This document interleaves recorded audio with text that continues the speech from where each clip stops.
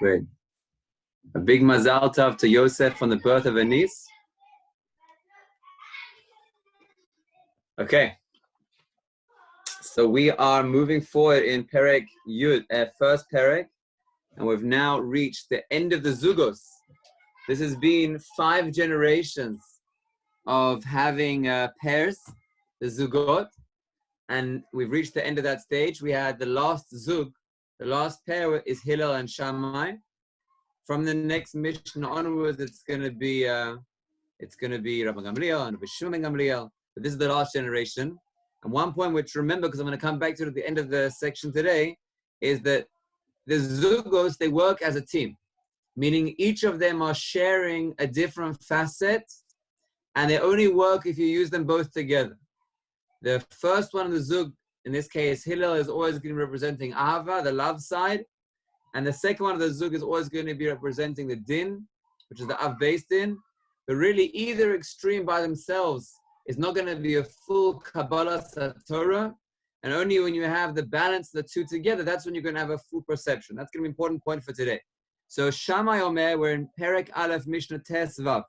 Shammai Omer, Aseh Torah Schakeva, make your Torah fixed. That's point number 1. Point number 2, Emor me'at ve'aseh harbe, say little but do much. And point number 3, v'haveh mekabeles kol ha'adam b'sever panim yafos. And you should receive every person with a pleasant countenance. Now, we're going to go through this Mishnah. We're going to ask a couple of questions. Then we're going to go through the Mishnah on a pshat level. And then we're going to give, hopefully, a deeper insight into the Mishnah. Primarily based on the Maharal today. So just questions just to start it off. So Aseh Torah Schakeva. So what exactly is he saying? What does it mean to make Torah fixed? We're going to see at least 2 different interpretations of that. And why does it say Torah Schakeva, your Torah? Why doesn't it say Aseh Torah Keva? What is Torah Tcha? What's the extra you coming to add? Emor me'at ve'aseh harbe. Why is that beneficial? Isn't it good to take upon yourself a lot, to say you're going to do a lot? That will encourage you. And then point number 3, having mekabeles kol adam b'sever panim yafos. What does it mean, kol ha'adam? That's not good grammar. It should say having mekabel kol adam, every person. And also b'sever. What does the word sever actually mean? What's it adding? It should just simply say having mekabeles kol adam panim yafos. What is the word sever adding? What does it mean actually? And those are detailed questions. But then the bigger question is that remembering that Shammai is on the side of Din, some of these things don't seem to fit into him, especially, although the first one could be Aseh Torah Chakeva, that dafka fits in quite nicely. Aseh Torah Chakeva, that's more Din, you should make fixed times, that could fit into his way. Emor me'at ve'aseh harbe seems like more something Hillel would say. It's saying, be humble, don't say you're going to do a lot, be humble in what you're saying you're going to do. That phrase is more of a Hillel phrase than it is a Shammai phrase. Why is Shammai saying that? And the last one is totally out of character. That's much more a Hillel statement entirely. We go back to the story, the famous story on Shabbos Daf Lamed Beis, where the ger, the convert, the wannabe convert comes to both Hillel and Shammai, and Hillel accepts him with love and accepts him easily, and Shammai pushes him away with a stick, with a building measure, and Hillel seems to be Mekabel Kol Adam very sweetly and very kindly, whereas Shammai seems to be in character who he is to be more a man of Din. And over here you see that it's Shammai Dafka who's saying, having mekabeles kol adam b'sever panim yafos. Is it that he learned his lesson from the story of the Gemara Shabbos, or is there something more inherent here? So I'm going to go through each of the sections according to Pshat, and then we're going to hopefully give it a more depth. So Shammai Omer, Aseh Torah Keva. Keva. So what does it mean to have a fixed Torah? So Rashi says, Rashi gives 2 interpretations. I'm going to go with the second one, which is the more famous one, and the one that other Meforshim also say. So, tikva l'chayitim lilmod b'chol yom. You should make for yourself an established amount that you learn every day. Rabbeinu Yonah brings quite a harsh statement from Avos to Rabbi Nassan. I'm going to freely translate it. He says, anyone who makes their Torah keva and they make their work secondary, then when they get to Olam Haba, they will be primary. But if a person makes his work primary and his Torah secondary, then when he gets to Olam Haba, he will be secondary. That's the language of the Avos Rabbeinu. And when Rabbeinu Yonah explains it, he explains it even more in a harsh way. He says, this is referring to someone who in this world didn't do Averis.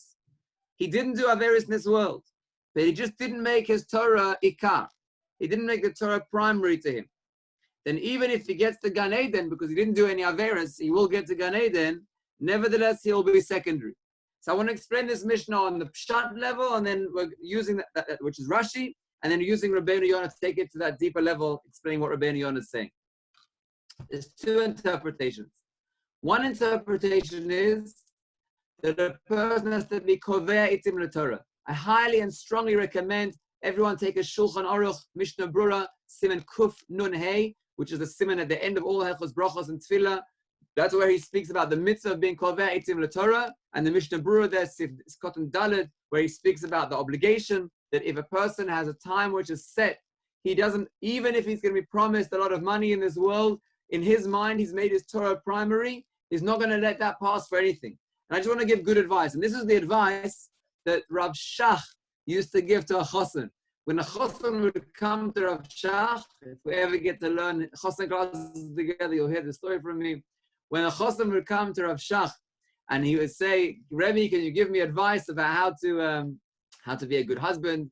He would say, first let me give you advice about how to learn Torah as a husband. And he would say yes. And he would say the following thing. He would say, you determine in your family how chashuv Torah is. Don't expect your wife to determine it. She will pick it up from you.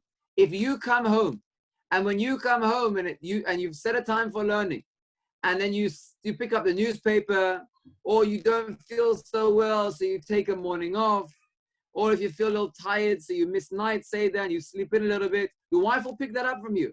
And then she'll say, oh, could you do this errand, and can you do that errand, and I need to do this, and can you watch the kids while I go out with my friends to shopping?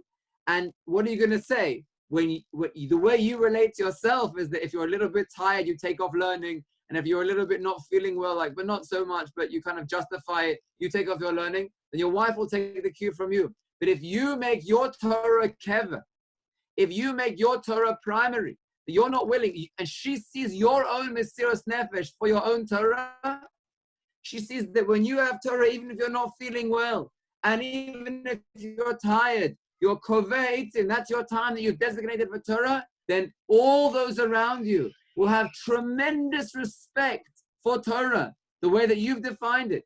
So you, the husband, you determine what the setting of the tone of the Torah in the home is. Now, obviously, we're not talking about going to extremes where you say to her, I expect you to work around my schedule, and even if it's totally inconvenient for you, I don't care. But if you never ever demand it, but you just live it and you act it, then she will, and all your children and all those around you will respect that as well. When they see how devoted you are to Torah, when you've made your Torah kavah, when you've made it something which is fixed and established in your life, then all those around you will say, not going to go out now because Abba's learning Torah, we'll wait till he's finished his Torah session that he learns, and then we'll go out. Then everyone will respect it because they see how serious you take your own Torah learning. So that is the pshat level, and it will be enough just to say that for half an hour, and that will be a lifelong message that we could take, and it will be a kovea, a makom, of a home of Torah. But to take it a little bit deeper, Rabbeinu Yonah is not talking about hours of learning. If you're looking at the words of Rashi, it's talking about how many hours a day or how many prokim a day. Rashi is being very specific in the way that we just described. But if you look at Rabbeinu Yonah, then he's talking about making Torah ikar as opposed to malachat hafel. I mean, according to Rabbeinu Yonah, it's not saying here, make your Torah, meaning the amount of hours a day you learn Torah fixed. Rather, it's talking about your viewpoint, your perception, what for you is primary. That's the way Rabbeinu Yonah is taking it. So let's just discuss that for a minute, because this is a more in-depth and hashkafic understanding. In life, there are topics which for you are your topic, which everything you do centers around. So for example, if you're a businessman and making money is what's important to you, then whatever you think about focuses around the topic of your making money. And therefore, where you're going to live and who you're going to marry and which type of business deal you're going to go into and how long you're going to sleep for and where you're going to vacation. And every decision that you are making is about being around rich people and getting a car which is going to make an impression and going into a business which can make me rich. It's all going to be focused around that. And if you are a family-orientated man, your family comes first, like the magazine, Family First. If that for you is primary, then you're going to choose a job which is going to enable you to have quality time with your family. You're going to live in a community which is going to be beneficial for your family, where there's good schools nearby, where there's going to be a good environment. The condition, what you're going to look for in a wife, is going to be someone who's going to make a good mother, not someone who's going to make a big paycheck. Meaning family being your primary sole goal, then all your decisions in your life are going to be focused around that goal of your family. If honor is what you center all your life around, you hear where I'm going. There are different sole focus points, which from that core point, every decision that you make is made in light of a reflection of whatever primary value you have either decided or just by default it's become your primary value that you're taking in your life. Now, the Torah's message here, Shammai's message is, you have to ensure that your Torah is keva, meaning that which is fixed by you, is doing Ratzon Hashem and fulfilling the Torah, so that when you're choosing who to marry, it will be who will be a person who will keep a Torah lifestyle. And when you're choosing a community, it will be where will I be able to do the Ratzon Hashem most in such a community. And when you're choosing what type of profession to go into, it's where will I be able to keep halacha. Meaning you see that I gave the same 3 examples each time. And depending on what your core focus is, everything in your life, big decisions and small decisions, will emanate from your center, your principal center. Everything will go from that. So comes Shammai and says, Aseh Toratcha Kva. Make sure that your core center is Ratzon Hashem, what the Torah directs us for. And that with that you can understand what Shammai is saying. You could, what Rabbeinu Yonah is explaining Shammai. You could already in this world determine where you will be in the next world. If in this world you make everything else secondary around your major topic of Torah lifestyle, of fulfilling Ratzon Hashem, everything else will fall into that. You're already living in Olam Haba. When you get there, you'll be natural, you'll be focused because you're already the center. However, if Torah is something which is important to you as behind the scenes, meaning it's your social group that you're part of, it's your country club that you ascribe to, but what's important to you primarily is your money or your honor or other factors that are your primary ones, then you've made Torah secondary. So then you've determined your Olam Haba. When you get there, you will be secondary because your core is something else. When you get to the next world, the only principle, the only value is Torah and Ratzon Hashem. So if you've made your core principle here in this world, Torah and Avodas Hashem, then you will be central and focused in the real world, which is that place where that's the focus. If you've made Torah something secondary to you, then you've defined your essence as Torah being secondary. So your essence is secondary. When you get to the next world, you are secondary. That's a very clear distinction between Rashi and Rabbeinu Yonah. Rashi is talking about how much time and how much focus, and that's a tremendous message that you get to determine your time, your schedule, and everyone else will work around that if your Torah is primary. But on a deeper level, what Rabbeinu Yonah is teaching us, which is that you have to determine your core, your principle, your center, from which everything else emanates out from. And that's Shammai's message. Aseh Toratcha Kvar. Okay, moving to the second piece. Emor me'at v'aseh harbe. So again, we're going to do the pshat level and then get a deeper level. Now here the pshat level is everyone on the page, and they all say the same idea. Rashi and Rambam and Rabbeinu Yonah, which I'm working with. They all take us back to Avram Avinu. Avram Avinu, in the story of the Malachim, when the Malachim initially came to him, he said a little. He said, "Ve'ekcha pat lechem, I'll give you some bread." But when he came to give them, chemah v'chalav u'ben bakar, he did a lot. And Rabbeinu Yonah points out that actually this principle we don't learn from Avram Avinu, we learn all the way back from HaKadosh Baruch Hu. When HaKadosh Baruch Hu was speaking about taking the Jews out of Egypt, he said, "Dan anochi," which is 2 letters, "Dan." I will judge the Egyptians. When he took us out with his 27 words, or Hanisa, etc. That's the Chazal. Avos Rabbi Nassan teaches us that HaKadosh Baruch Hu just said, "I'll punish them," but when he actually punished them, he did great miracles and great wonders. So on a pshat level, and I'm just saying, just never mind Torah from it, just basic way to relate to people. if you promise people big things, I'm going to do this for you and that for you and that for you and that for you, you're setting yourself up for disaster because their expectations are very, very high now. So if you fulfill them, then that was expected. And if you don't fulfill them, which is usually likely when you promise big things, then they'll be disappointed. So that's not a good idea. Rather, it's always better the way you relate to your family, the way you relate to your friends, anyone who you have to give a promise to, it's always better to promise less. Say, I think I'll be able to manage a small amount. And then it's win-win. If you do the small amount, then you fulfill their expectations. You didn't go down. And if you do more, they'll be pleasantly surprised. So just on a very straightforward, logical way to relate to people, although we have this desire to say, I'll give you the world, I'll do everything for you, but it's an unhealthy approach. It's a much more healthy approach to always say, I'll do whatever I can, promise a little bit like Avraham Avinu did, and then if you do more, people will be happy. And if you do that, then that's what they expected. That's on a pshat level, the way Rashi, Rambam, and Rabbeinu Yonah give this piece. But I want to take this a lot deeper, and this idea now I saw in the Chida, and I heard somewhere else. And this idea, I think, is phenomenal. We're going on the phrase, Emor me'at v'aseh harbeh, and we're trying to get a deeper understanding. When a person has inspiration to do something in the world, to act in the world, so it comes from a need. I mean, he feels there's something lacking, either lacking within himself, a character trait that he wants to fix, or lacking by other people, that he feels there's not enough Torah, there's not enough food, and he wants to go and provide. But it emanates from a lack that he notices. And that lack that he notices, he now feels inspired that he wants to fill. There's a hollow, which he now wants to fill. Now, there's actually two ways that he could fill it. He could fill it in reality, or he could fill it in his imagination.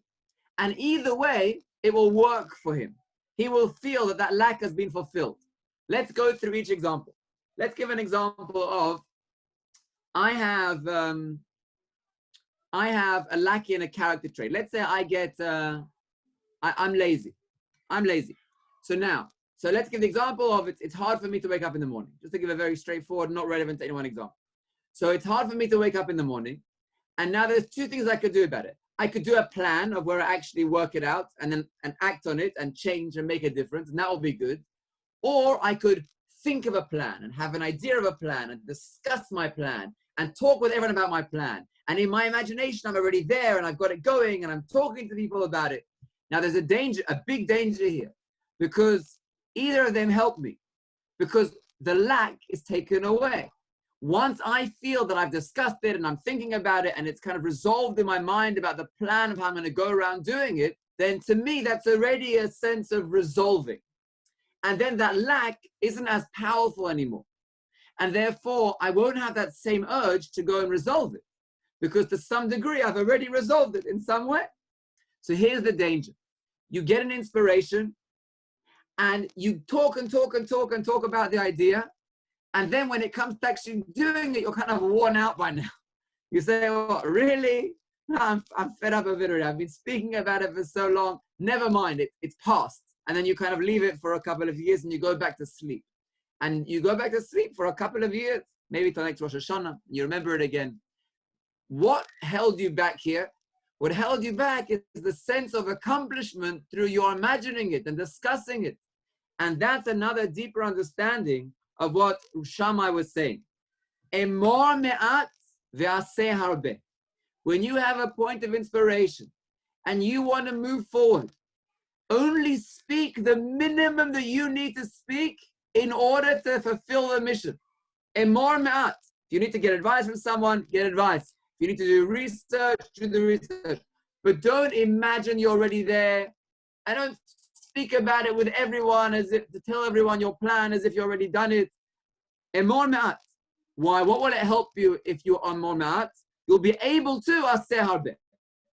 It's a way of you getting to be functional in the world, is if you speak a little, you'll be able to do a lot. Because it won't be that it's already fulfilled in your imagination, but rather it'll still be bothering you. You'll still be feeling the lack.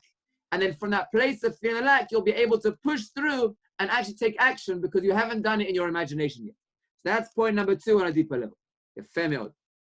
Now point number 3. And this is the most challenging one because it doesn't seem to fit into Shammai at all. So let's go back to this beautiful idea that we've been describing all the way through the Zugos. When one person is the one in Pirkei Avos who receives the Torah, like Antigonus, Ishsocho, then he receives the entire Torah. When a Zug receives the Torah, that means they each get an aspect. And in order for us to learn from them, we need to learn from the two of them together. Shammai seems to be coming and telling us there's something lacking in Hillel's way, which is hard for us to understand because we like Hillel's way. Hillel's way is a pleasant way. It's a way of being an humble. It's a way of being mavater, of always giving in to other people. It's a way of not being ma'amid al midoisav, where he's like saying, that way speaks to us more. We see more results in it. What's the danger that could possibly come around in that way that Shammai is coming to balance out? If you have a trait, then that trait could be neutral. And it could be expressed in a healthy way or in an unhealthy way.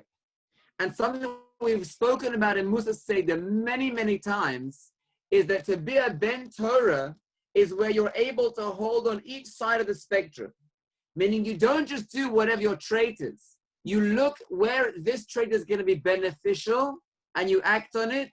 And where it's not going to be beneficial, you act on the other side. So let's bring that relevant to now. Hillel's trait is one side of the spectrum of being mevater, easygoing, not making a fuss about things, letting things pass. That's Hillel. Shammai's way is being makpid. This is the rule, the Av Beis Din, this is how it is. That's the other extreme. We're not looking to be in the middle. We're looking to learn when to be on the one extreme and when to be on the other extreme. And I'm now quoting the Maharal. The Maharal says, the trait of Hillel is very healthy in his language, b'milei da'alma, when you're relating to other people. In order to not cause friction and not get into fights, the best policy is to follow Hillel. Be easygoing, not to make a fuss, to be mevater, and all the stories of when the different people come and frustrate Hillel, and they say, are you Hillel? In the mikveh, calling him out, then he's very easygoing and he's very relaxed. And he doesn't cause any friction. It's very healthy. But that same attitude is going to be very unhealthy when it comes to your service of Hashem, what the Maharal calls milei da'alma. If you're the kind of guy who's easygoing and relaxed, then when it's 7:05 in the morning, then that trait of Hillel is not going to serve you well. You're going to say, 7:05, let it be, another few minutes. What's the big deal? It's 7:05, meaning I'm easygoing. I'm easygoing with other people. I'm easygoing with myself. That's my way. That's just who I am. Now, that's beneficial when it's not causing you to have friction with others, but it's not beneficial in your avodas Hashem. And that explains the first piece. Aseh toratcha kvar. Shammai was coming to balance out Hillel. He's coming to say, Hillel, be careful in your words. Don't take them to an extreme. Or he's telling us, future generations, be careful in Hillel's words. Don't take them to an extreme. If you take Hillel's words to an extreme, when it comes to your Torah learning, if you're a little tired or you're a little lazy, you're going to go easy on yourself and say, oh, this Rashi is difficult. It's got more than 7 words. This Tosfos, it's a whole column. Not for me, not for me. I'm easygoing. I'm always relaxed. I take things easy. It always serves me well in how I relate to other people. But it doesn't serve you well in how you learn Torah. So therefore comes Shammai and says, Aseh toratcha kfar. And here we need to learn from Shammai to be makpid, to take the trait of kva, fixed, established, no easygoing. My Torah is my Torah and nothing's passing. If someone comes and offers me $1 million to miss my Seder, it's not worth it for me because I'm learning now. I'm not easygoing about that. Kva, that's the message of Hillel, to be makpid. Sorry, of Shammai. To be makpid. Now let's bring it all the way to the, and also with the point that we just mentioned of emor me'at v'aser harbe, and the second shot that we gave also, emor me'at v'aser harbe, if you're Hillel, you have to go and tell the whole world, no, hold back, self-restraint. If you do that, it's not going to come into action. And therefore you have to pause, don't let yourself be easygoing. Wait, hold out until it's going to be expressed in action. And now it's most expressed in this last piece. The way of a Hillel, someone who's easygoing, he judges others by the way he judges himself. And if he's not feeling in a good mood one day, sorry, let me start from the other way. And if he sees he greets someone else and they don't respond to him kindly, then he's very easygoing with them. And he says to them, he probably had a hard day today. He's probably going through a lot. I'm not going to be makpid on him. That's healthy when it's him towards others. But then he expects others are the same towards him.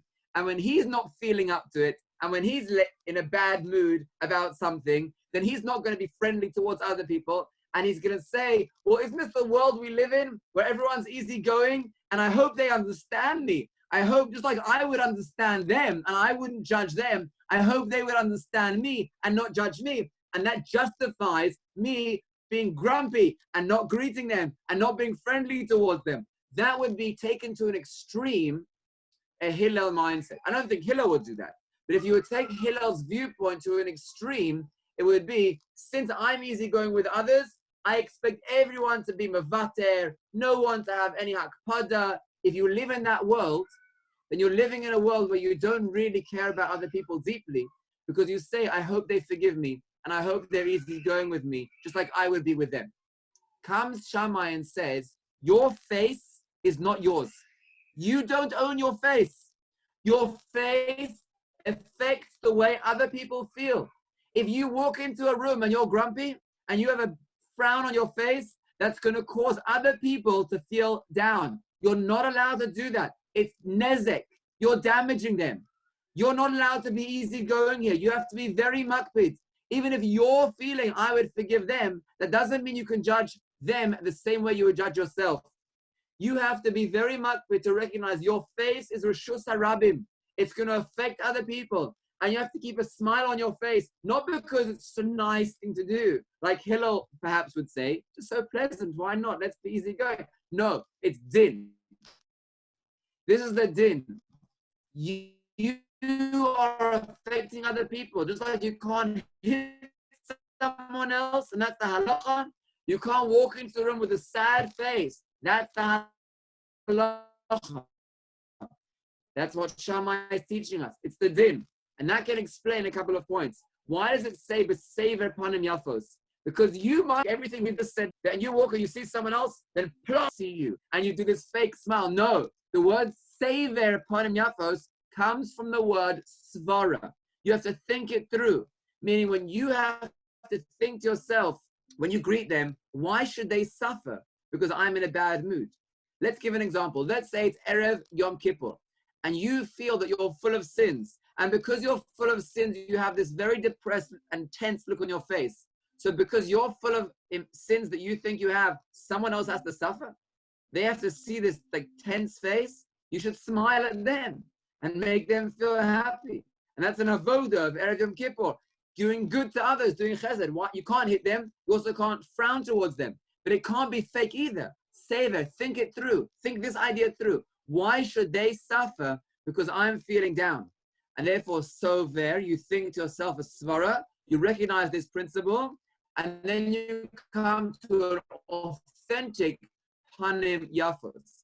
And that's also why it says kol ha'adam, because kol ha'adam means even when I'm depressed, and even when he's depressed, ha'adam means all of the person. When the person's feeling good and when I like them, I will relate to them well. And when the person's not feeling good and not cheerful, I will relate to them well as well. So that's how this Mishnah, all three parts of it, are one same idea, and it's all a hashlama, balancing out Beit Hillel. This is from the Maharal.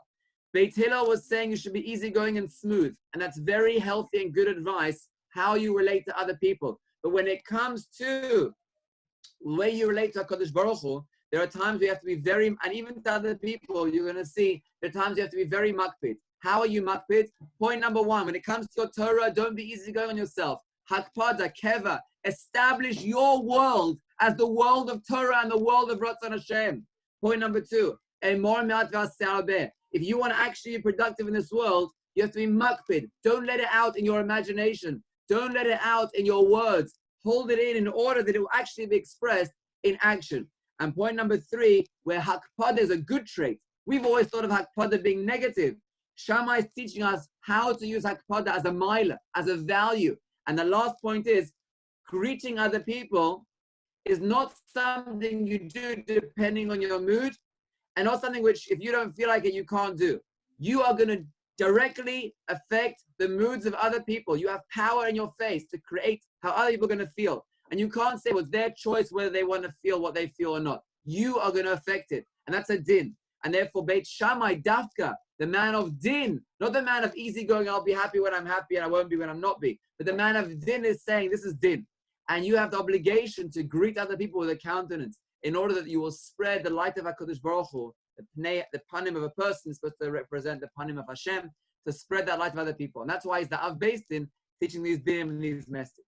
So we've now finished the Zugos, and Baruch Hashem, we've got clarity of holding the balance of Beis Hillel and Beis Shammai together with this concept. Beis Hashem will continue tomorrow. Have a great day. Thank you, Rabbi. Thank you, Rabbi.